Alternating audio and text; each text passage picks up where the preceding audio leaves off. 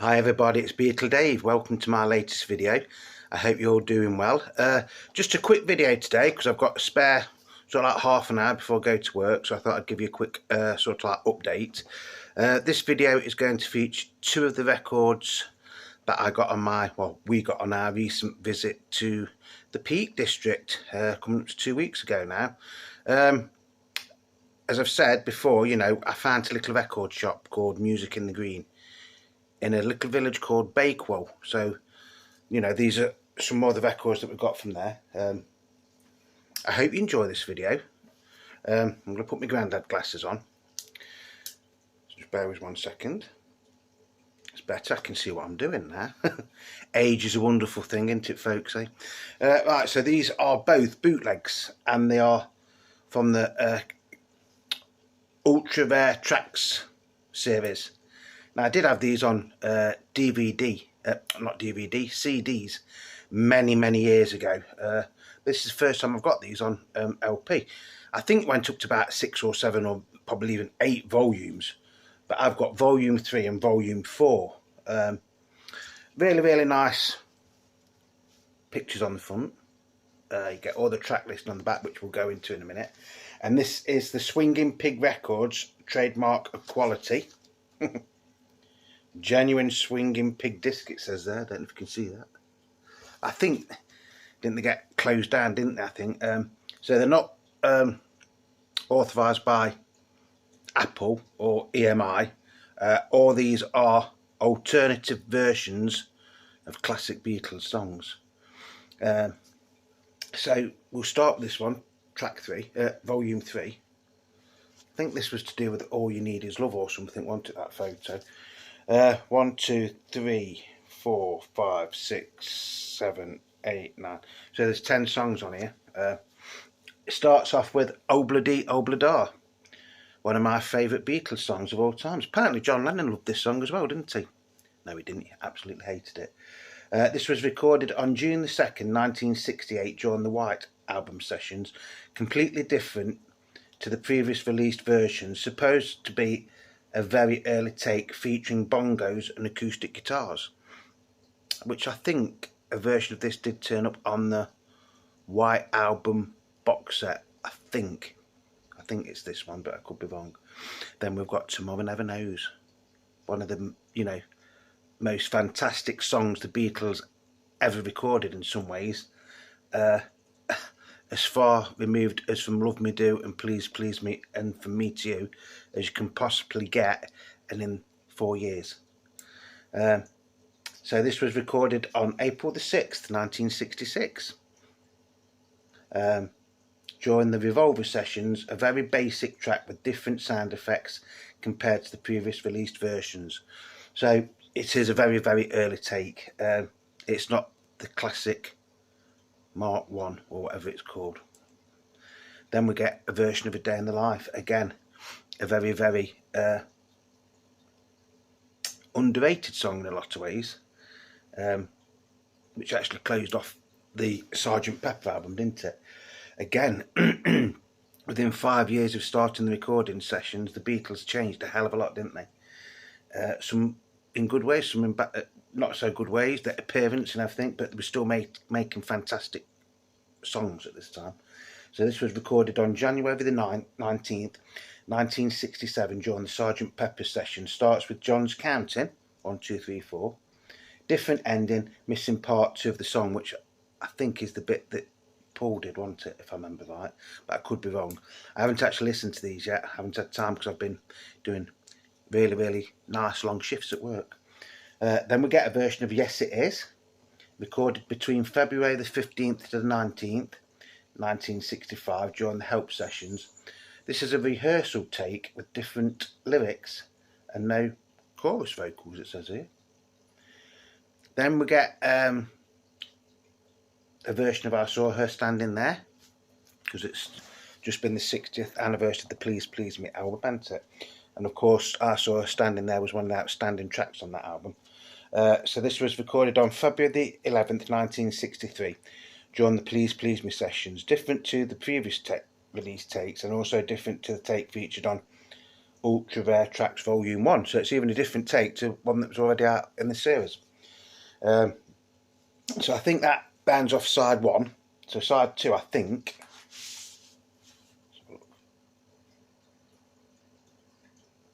Yeah. So side 2 starts off with Norwegian Wood Take 1. A fantastic song, a highlight of the Rubber Soul LP. Recorded on October the 12th, 1965. This take has a very vivid melody lines in John's vocals and George's sitar. So this is a famous version that's got the sitar in it as well. Fantastic song. And I think this was on, what was this on? One of the anthology, anthology 2 I think this was on, or a very similar take.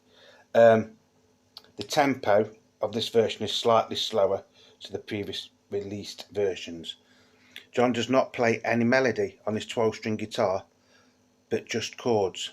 Very different to the previous release takes and also different to the version on Ultra Rare Tracks Volume 2. So again, it's an alternative version to one that had already been out on this series of Ultra Rare Tracks. Then we get the fantastic George Harrison song, Not Guilty. Should have really been on the White album. Why it wasn't, I don't know. Very, very sort of like forerunner to heavy rock in some ways. Recorded during the June to October 68 White Album sessions. Only recently discovered this version is completely different due to one featured on Ultra Rare Tracks Volume 3. Well, this is Ultra Rare Tracks Volume 3, so I think that's a misprint. Very, very heavy rock stroke psychedelic song. George later went on to record a completely different version of this song for his 1979 George Harrison album, but with the same lyrics. The lyrics were completely the same as this, but that was more like done on like a synthesizer, a more like a melody or a slowed down version. Then we get Across the Universe, again a fantastic, very, very underrated song, I think. This was actually recorded on February the 4th, 1968. Completely different to all known versions, like the ones on the Let It Be album, which was like slowed down and got chorus and orchestras and stuff on it, and the one on the World Wildlife album mix, which actually is a brilliant version. There's no orchestrations, no animal noises, and no harmony vocals. Lots of backwards guitars apparently on that one.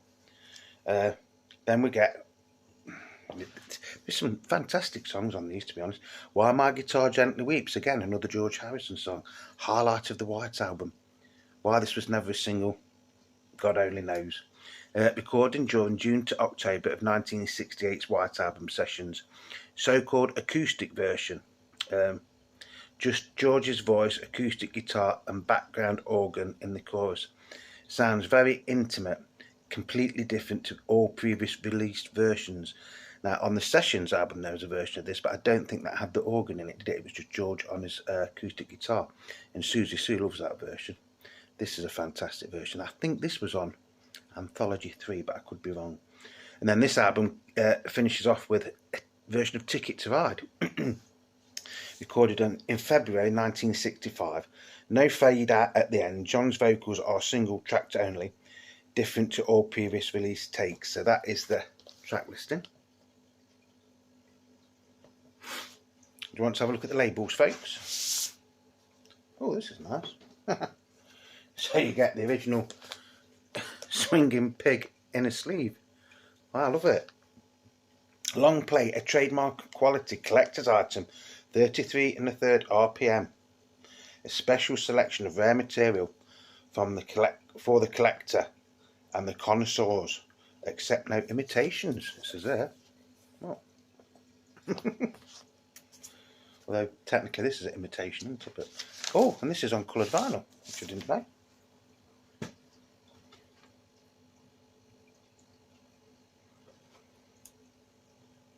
The Beatles Ultra Rare Tracks Volume 3, The Swinging Pig, and its TSP 025. It says, collect 'em all. 1989, Swinging Pig Records, a trademark of Swinging Pig SARL, Luxembourg, manufactured in the EEC. Wow, isn't that nice? Don't know if you can see the labels there, folks. This is actually lovely. I didn't even realise this was on coloured vinyl, to be honest. Very translucent look.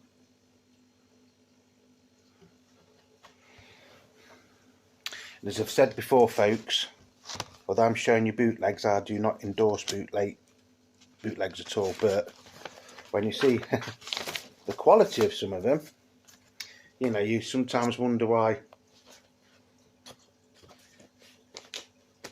the powers that be, i.e. Apple, you know, don't start doing something similar to this. Although technically they have, because a lot of these have been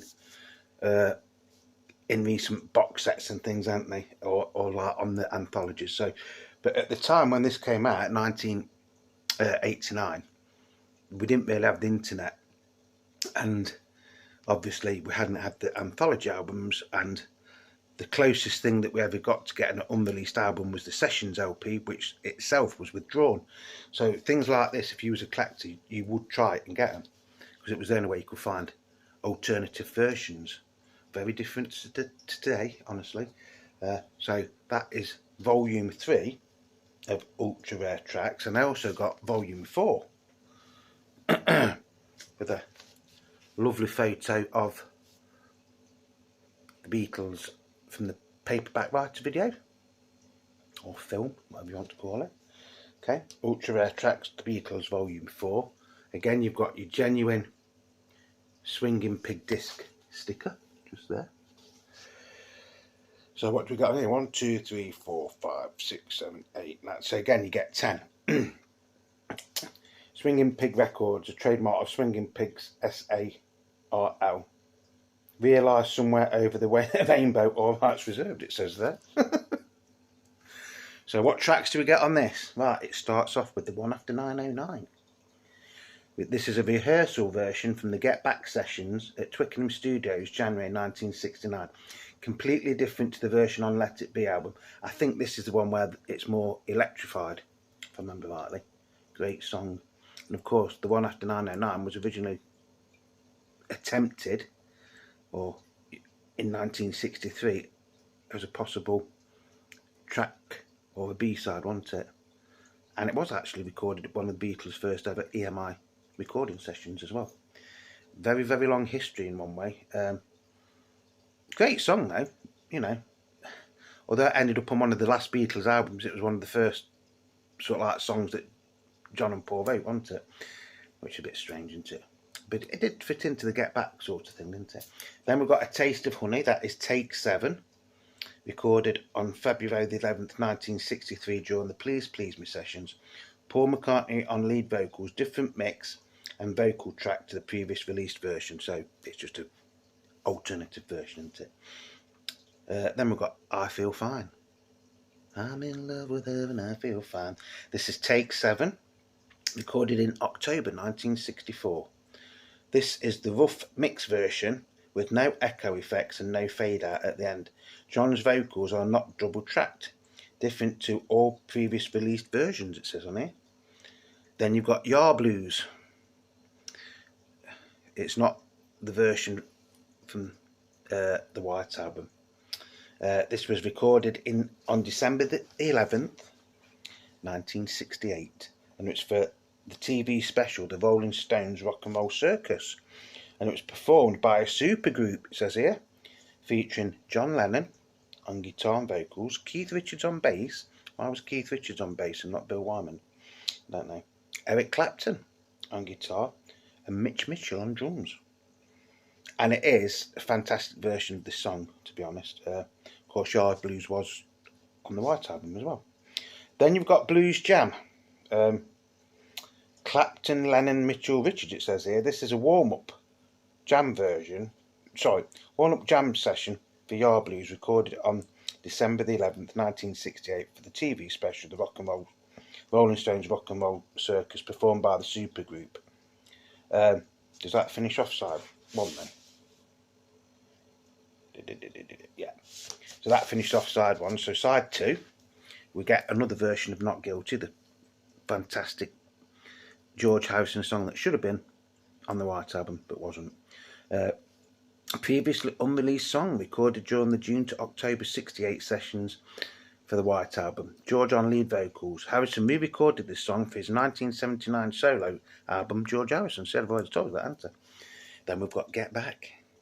Rehearsal version from the Get Back sessions at Twickenham Studios, January 1969.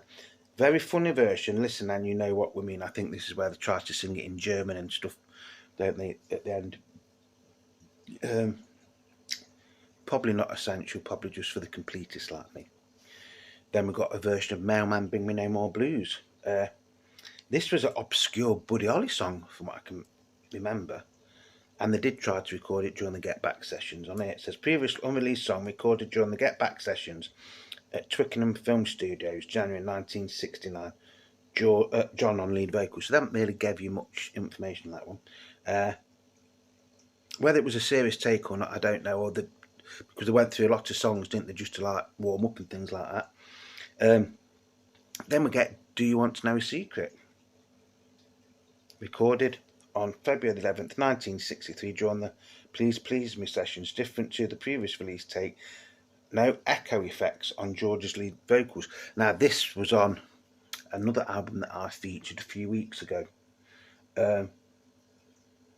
Now the version that's on Please Please Me, I love it.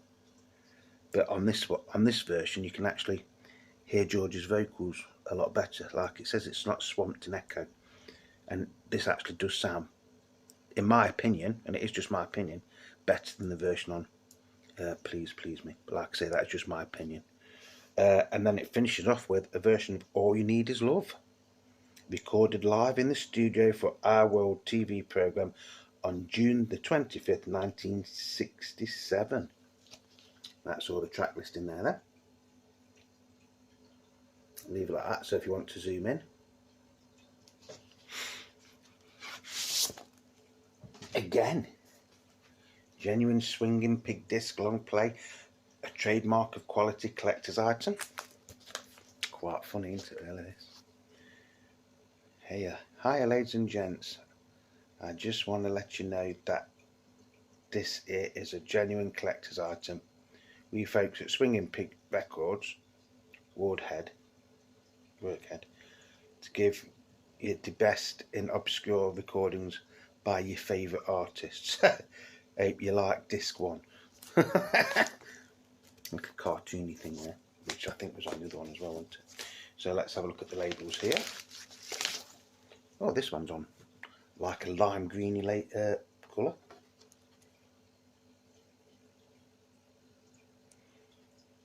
Again, quite translucent.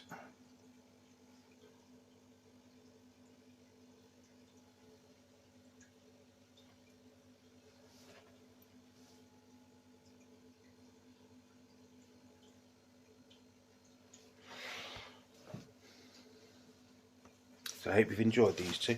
Like I say, I got these from Music in the Green in Bakewell, in Derbyshire, Peak District, Derbyshire Dales. We did get, I say we, because Susie Sue was with me, we did get quite a few records. We were going through them slowly, but I didn't want to just do one great big video. I thought we'd do a couple so we can do justice to what we found. Now, do you need these?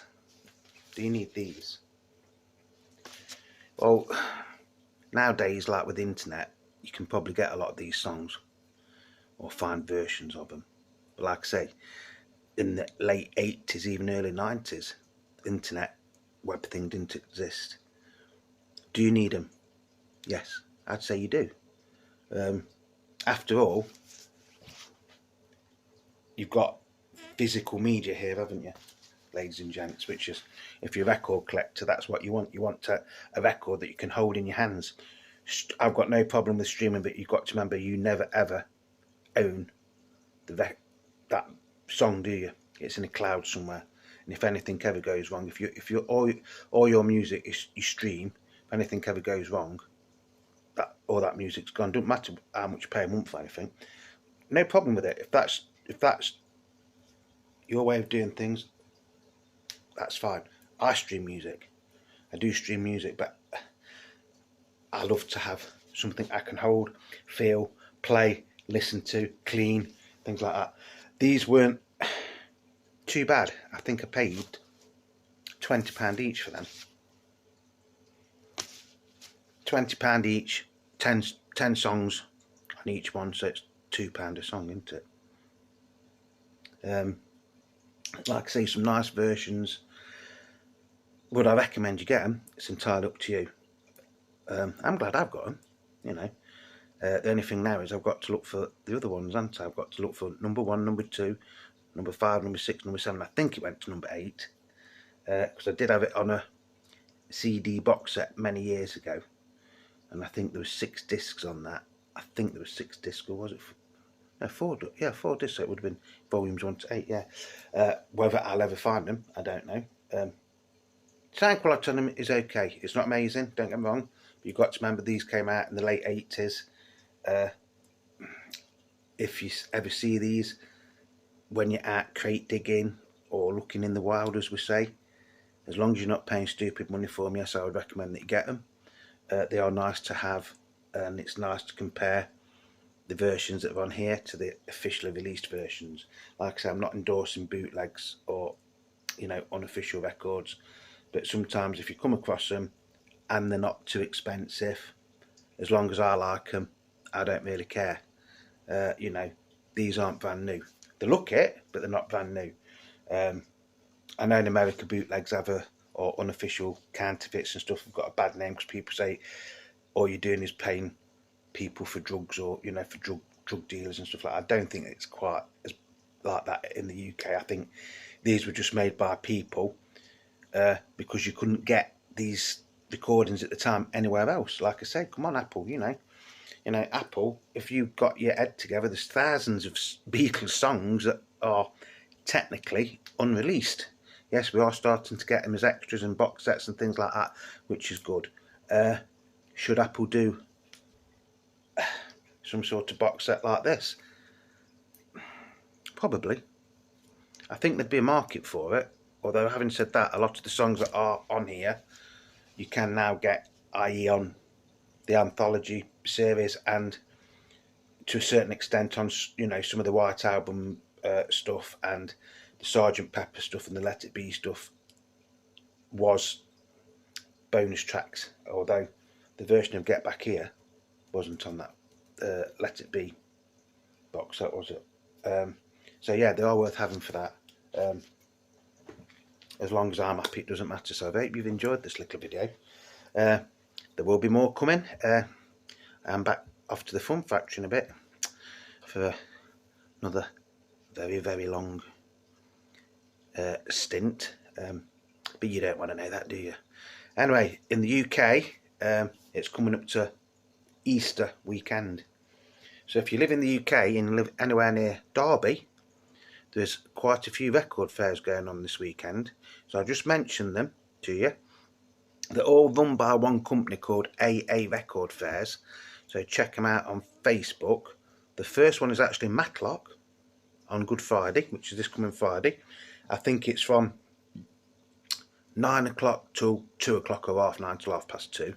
Free entry, so if you want to go, you don't have to pay to get in. It's free to get in. Last time I went there, I got the original Please Please Me Black and Gold mono LP. So like I say, if you're in the East Midlands in the UK, probably worth checking out. I think they've got one in Chesterfield on Sunday, and they're actually in Derby on Saturday. So you've got Matlock on Friday, which has got about 5 or 6 dealers there, I think. Then you've got it's just like the AA people that run the AA record fairs in Derby on Saturday, again 9 till 2ish, and then on Sunday they do it at Chesterfield in the marketplace, which is the really, really big one, which I've never been to, and apparently there's like 20 or 30 dealers there, which is probably the best one to go to be honest. But I think we're going to go to Matlock. So, you know, if you live around Derby way and you fancy going to a record fair, you never know, you might meet Beatle Dave there as well. If you do see me, come up, shake my hand, say hello. You know, I don't bite. You know, it's just me, bit of fun. Like I say, I hope you've enjoyed this. these 2 videos. Oh, and by the way, because there's a couple of tracks on here off the Please Please Me album, I would just like to say a very, very, very big thank you. I know this is making the video go on a bit, but just a big thank you to everybody that has liked, subscribed and watched my imaginary Please Please Me box set that has just hit the 1,000 views. So thank you very much. You know, I do appreciate it. Whatever you're doing, please stay safe. Remember, you are the Beat in Beatle Dave. I love you all. Thank you to everybody that's subscribing, leaving me likes, leaving me comments. If you're not subscribed, just think about subscribing, because it is free, even if it is only an old geezer boy, you know what I mean? You know, talking a load of crap about records. You know, if you don't like the Beatles, then, you know, but if you like the Beatles, there's always something interesting, whether it is legitimate LPs or unofficial LPs like this. But I think these are fabulous, to be honest. You know, I'm now going to have to go out and find the other 6 enter, which is probably going to cost me an arm and a leg. So as always, love to you all. Peace, love and happiness wherever you are in the world. Beatle Dave loves you. Thank you for supporting my channel, and I will see you very, very soon for some more Beatles finds. So until then, cheerio everybody. Love you.